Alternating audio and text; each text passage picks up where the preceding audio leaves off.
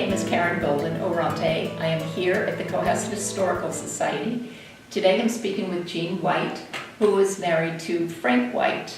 And many of you might know 236 Jerusalem Road as White's Farm. However, it is referred to actually as Holly Hill Farm. And we have the opportunity to talk about the background of White's Farm with, in 1845, Thomas Richardson purchasing the farm, which he used as a summer retreat. And Thomas Richardson, who the property then went to his granddaughter Olivia, who married Dr. Charles White, and hence the name White was now affiliated to the property. So it was very interesting in looking at these old maps. There's a piece of property, it's a meadow on the property called Peck's Meadow, which is one of the oldest referred to pieces of land in Cohasset, and that dates back to the 1600s. And in looking at the map, we also see the cart path where the Hinghamites, or because Cohasset wasn't a separate town yet, we were also called Hingham. We could see the cart path for the cows to go through what's now known as Lambert's Lane, through the farm, onto the marsh for feeding. And that cart path is still evident on your farm. So if we could talk a few minutes about how the farm went from where Thomas Richardson, then on to Olivia and Charles, and then on to Richardson White, who farmed but this was always a farm that was used from the 1600s, and he perpetuated this farmland. Could you elaborate on Richardson's farming? Certainly a little bit. I think there was always a farmer on the property. I think Thomas Richardson basically was there in the summertime. And I think Henry Doan is one of the first farmers that we have a record of. Richardson White, who was my husband's father, was born on a property, wanted always to live on it. He did go through high school and college, but his desire was to come back home, and he loved horses, was a sculptor of some of his horses and others as well. He was a bronze. Started in plasticine and then lost wax and then bronze, but he always wanted to be on the land and farm the land, and it was very hard to get him off the land. He never wanted to go very far from home. He did, however, during World War II, during and before World War II, he was farming 100 acres not on the property, because growing on Holly Hill Farm, or White's Farm as it was called then, is not an easy task, as all of our current farmers can tell you. The land is wet and rocky, and so my father-in-law basically found Turkey Hill in Hingham was a good place. He rented land on Turkey Hill. Where the Situate High School was another piece of property that he farmed. Rice Island in Cohasset was another piece.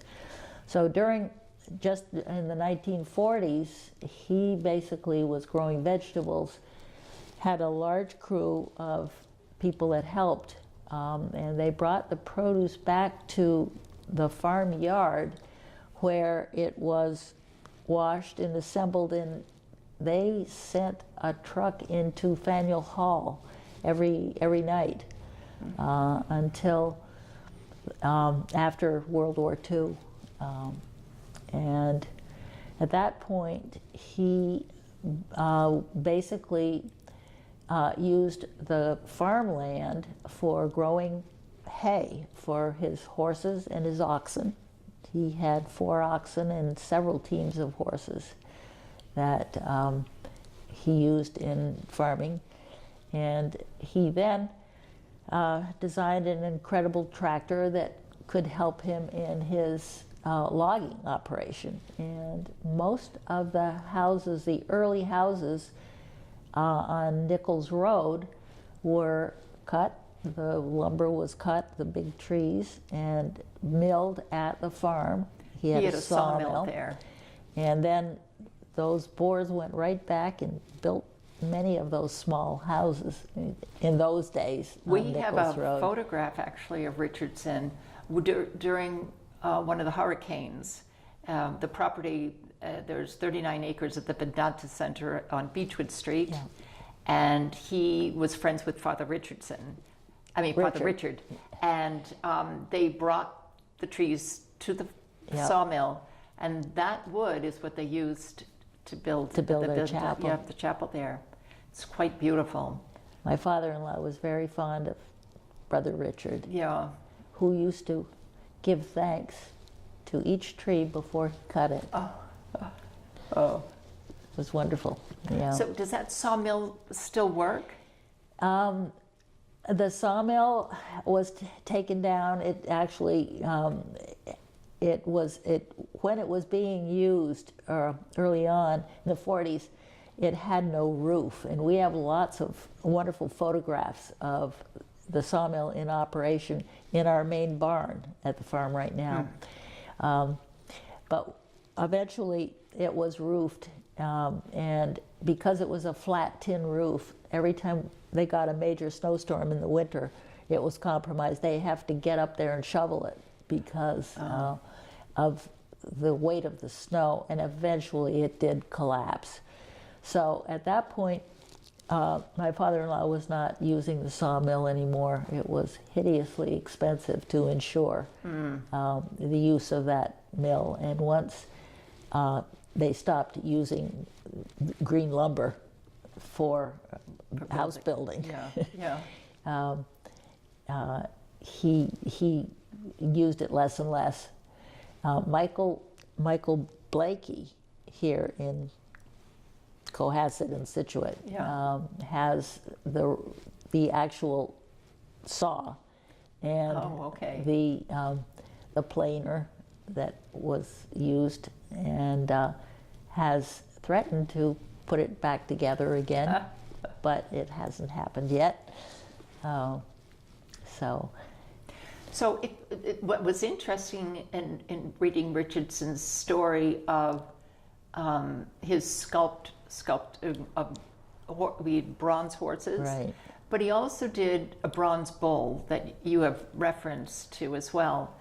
And that bull actually belonged to Clarence Barron, who lived here on the harbor in the home. Well, it was wooden home at that time, but the home was raised, and Jesse Cox built a big brick home. But Right. So that was Clarence Barron's bull that he used as a model, which was pretty fascinating, since Clarence Barron, between the Barron's Report, the Dow Jones, and Right.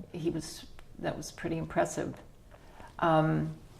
So one of the sculptures, did you say that was at the MFA now? That's the so-called Great Horse. Yeah. We have in my house right now the plaster cast of the Great Horse, which is at the Museum of Fine Arts in bronze. But when you were mentioning Mr. Barron's bull, Jesse Cox had a number of horses, and Richardson did a sculpture of one of her cobs as well. He did a number of sculptures for people in town who had horses that they wanted to have memorialized in bronze. As well as that was his joy, and he did a great deal of sculpting in the studio, which is in the barnyard, and has been with a wonderful skylight. And he worked there usually every day, as long as he was able to. Mm-hmm. So at which point, well, if we could just back up 1 minute. Where were you born?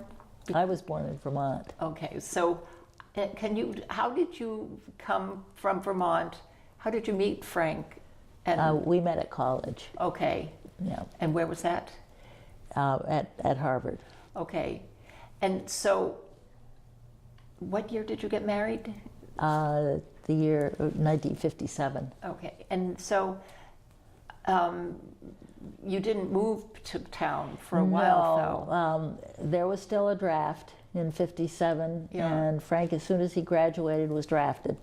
But he had won a scholarship his senior year to Cambridge University for a year. So he went right over and got a deferment, was deferred as a scholarship student for the year. But when he came back, he was picked up immediately by the draft board and spent 2 years in the service in the South. And we married after his first year. Mm-hmm. I had graduated by that time. And so after he had finished his service, he came back and got a degree, a master's degree at Harvard, and then he was an assistant dean of freshmen at Harvard for a couple of years. And then his first job, we wanted to go back to Vermont. So we did that briefly until he was given an opportunity to come back and teach here in Groton, and his parents were not as well then, so we thought it was a good time to come back to Massachusetts. Mm-hmm. So, and you came to Cohasset, and we came to Cohasset to live after his father had died. Yeah. In '93.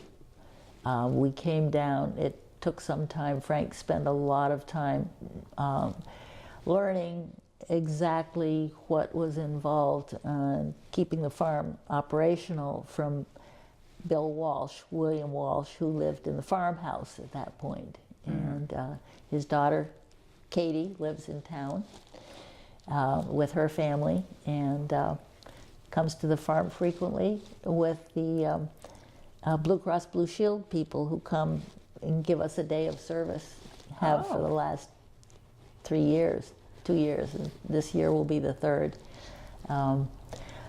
So we didn't move down to live permanently until '98. And the goal at that point was pulled together to pursue an organic Well, farming. Frank wanted, he, as his father, had loved the property and realized it was a wonderful opportunity to utilize the property as, and Frank had always been a teacher and an educator, and he wanted to utilize the farm in a way to be an educational resource as well as to preserve the property in a sustainable way. So we thought organic farming was a good thing for us to retire to, so-called. Yeah. Well, I believe it was 1980 where with Richardson and his sister Evelyn put 120 acres in reservation trust. It was Frank and Frank's parents that did okay. that, and his sister was Ellen. Okay. Ellen Cabot. Okay. Yeah. So we'll have to tell a newspaper article that they got it all wrong. But so 120 acres are in a preservation. So That under is the property. under the trustees of reservations. Right, so that have the property conservation is restriction on that. Lots of restrictions, Yeah. so that no big, So it's not going to be developed. right, no Right. development, no No. harvesting of every tree on the property, and No. which is great. So on the property, you were telling me there's a lot of trails that, now did you manicure those trails, or were they natural trails? They were trails that my father-in-law rode on every day because until he couldn't ride anymore, he rode every night from 5 to 6. He was out there. He had several horses that he loved, and Michelle Onwood Laney, who lives in town now, and she, both she and her husband Peter, were enormously important in the White family's world. Michelle helped my father-in-law do a lot of his book work. Peter worked on the farm before he went off to do his own job off the farm. But they lived in the house for many years that I'm living in now, and are dear friends. Michelle used to ride with him, with Richardson, or Dick White, which is what he called himself. When it was harder for him as he got older. He had lost the sight of one eye working on a metal lathe many years before, and had a metal filing in one eye, so he could only use the one. And as he got older, it was a little hard for him to, he worried about losing his glasses if there were branches that knocked them off. So Michelle was great. She loved riding and always went with him, and had a horse that she liked riding too. There were at least 4 riding horses on the property all the time. That most of which belonged to the family. One belonged to Dick White's brother. Oh, okay. For years, yeah. So now. I'm sorry to get back to the trails. Right. He rode on all these trails, so he rode on his property every night. Yeah. And so they were already utilized trails. Right. So when we came down to live, my son had loved to ride too, as many of the family members did. And he created 1 or 2 more trails, and we put together a map with all of the trails marked. And Justin, my son, used to do a lot of maintenance work, keeping them cleared. And then we make sure they're cleared for our yearly run, Discover the Woods run, which was created basically by Frank to encourage the community to realize that the farm was more than the barnyard and the growing fields, which there were only 10 open acres on the whole property. So there were 130 acres of woodland that people needed to know about and enjoy and walk and discover. Yeah. So the produce that you grow, people have an opportunity to purchase it at the farmer's market. right now, Yeah. And then also in the barn, they could go to the barn and purchase the produce. The farmyard you also use as an educational tool for students. right in town. now, in 2002, Frank started the Friends of Holly Hill Farm, and we became a nonprofit, 501c3 organization that would basically sell organic food at the farmer's market, at our farm stand, our main barn. And we started with the charter school. My husband was on the board of the charter school at that point, and the charter school had its very own garden at the farm. And they would come once a week, the kindergarten, 1st and 2nd grade pod, with Ted Hirsch, who was his father-in-law lives in Cohasset, Ben Lacey. And he would come from the charter school with his group, and they'd work on the farm and work in their own garden. And it's been a wonderful relationship that continues to this day. So now even the Cohasset students do go to visit you for, well, whether they go to the barn to see the animals or go to see how the seedlings are coming along. Johnny Belber joined us in 2002, and he's been our education director ever since and is an absolute marvel. We have been having school groups, encourage school groups to come, take tours, trips to the farm. We have a teacher training program going on today, as a matter of fact, with some Hull teachers. But we have, up until school is out, we basically start in the spring, and we frequently have school visitors every day, especially as we get towards the end of school, and it's very hard to hard to sit in the classroom. Right. They go to 5 stations. They visit the greenhouse. They visit the compost area, the growing fields, the woods, and then the animals. And that's a wonderful program for schools all over the South Shore, and a number from Boston that come out too. So those animals have to be fed twice a day. Some of them get 3. And but so you're like the post person. Rain, sleet, snow, whatever. Those animals have to be fed. Oh, they do. You have to. Yes, that's my job. And you have to bundle up in the middle of the winter and get out there and feed those animals. Yep, they like to eat just the way we do. Yeah. So we have a boarding horse and our own pony, 30-year-old. We have a donkey, rescue donkey. We have 3 goats, a bunny, and about 29 chickens, 2 roosters. Oh, so now do you sell the eggs at the barn as well, or at the farmer's market? We do. Oh, that's good. Yeah, we sell all of our produce to farmer's market at our farm stand when we're open.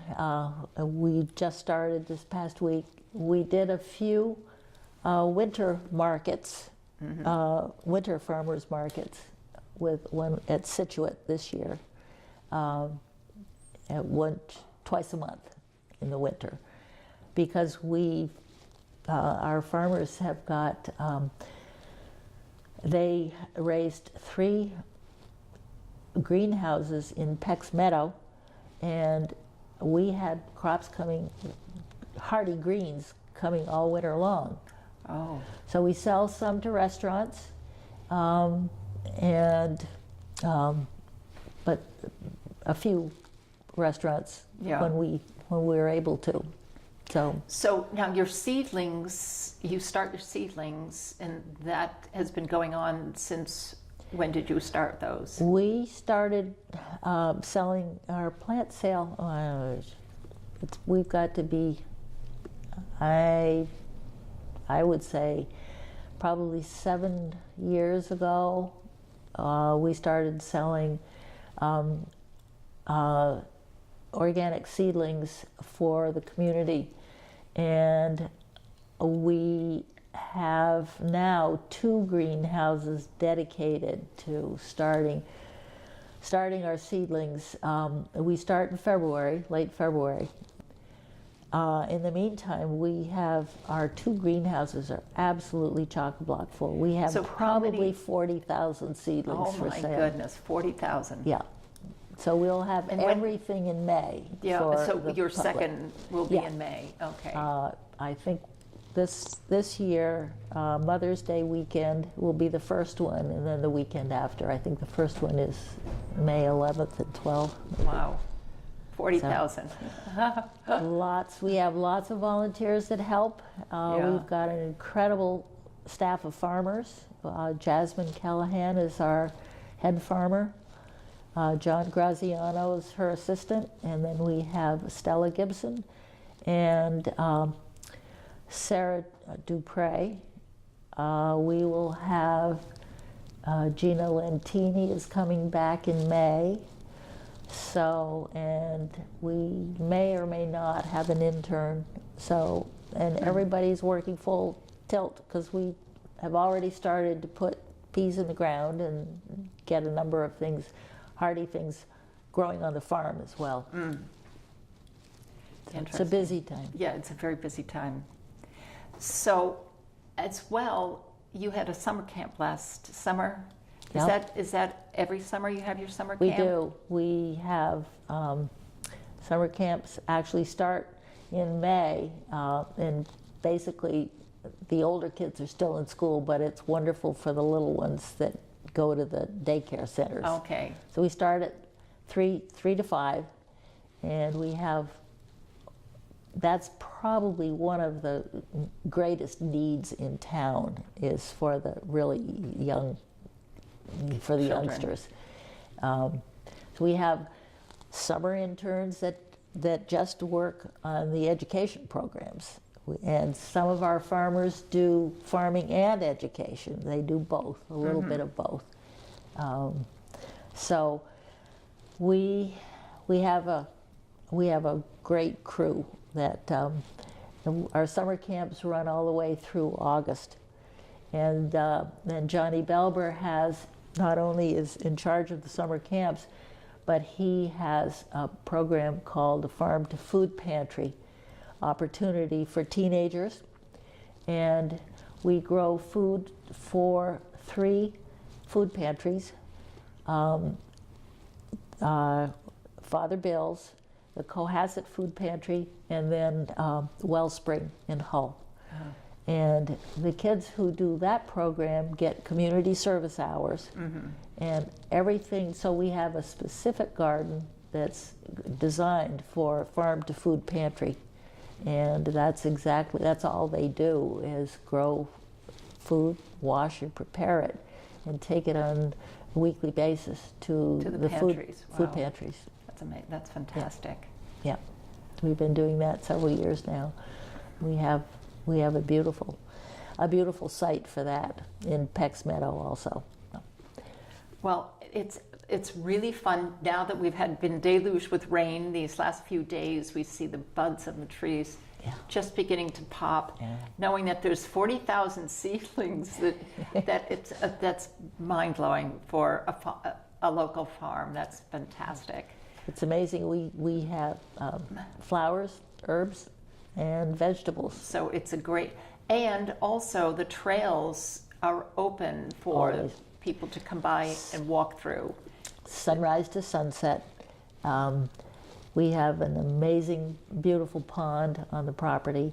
The ice pond. Right now, the ice had been cut from that pond for years. That was a man-made pond made in after the Civil War. So there's lots of beautiful sights to go through. It's absolutely beautiful. So definitely worth a trip to check out. Absolutely. And to try to find Peck's Meadow. I was just absolutely intrigued with this Peck's Meadow and this whole, how 90 families can get up in arms over this captain that the Boston court dictated that the Cohasset Hingham families adhere to. And they brought Peter Hobart, name that we hear all the time from the 1600s, they brought a petition to Boston wanting the man that the militia, Hinghamite militia, chose for themselves. Anyway, I just want this one, if people know that history repeats itself. So they bring this petition to the Boston court, and the history goes, the Boston-appointed captain remained, containing 3 years of contention, quote, blighted the industry of the town, plunged the church into an unholy turmoil, and made family feuds for generations. Hello, that was in 1640. So that has been going on for quite a while. That's interesting. So if people can run over to check out Peck's Meadow and know the history pertaining back to the history of Cohasset and Hingham together. It's easy to find Peck's Meadow. It's right below the farm buildings on Jerusalem Road, and Richardson Brook runs through it into Inner Little Harbor, and it's our major growing field. So there will be we always have many sunflowers, so it's fun to take a look down the field. We have a couple of greenhouses in there now too, but it's spectacular in the summertime to be able to look down that field. It's beautiful and it's easy to see. Well, with the weather changing, I'm sure people are beginning to think of what that homegrown tomato or that that farm fresh egg. I mean, so we're all looking forward to the next season, and I really appreciate your coming by. And this has been really fun to look through all of the photographs of that you've brought, and I look forward to visiting the farm and the farmers market and look forward to getting my seeing produce. Thank you very much, Jean. Thank you. I appreciate it. Thank you very much. Bye now.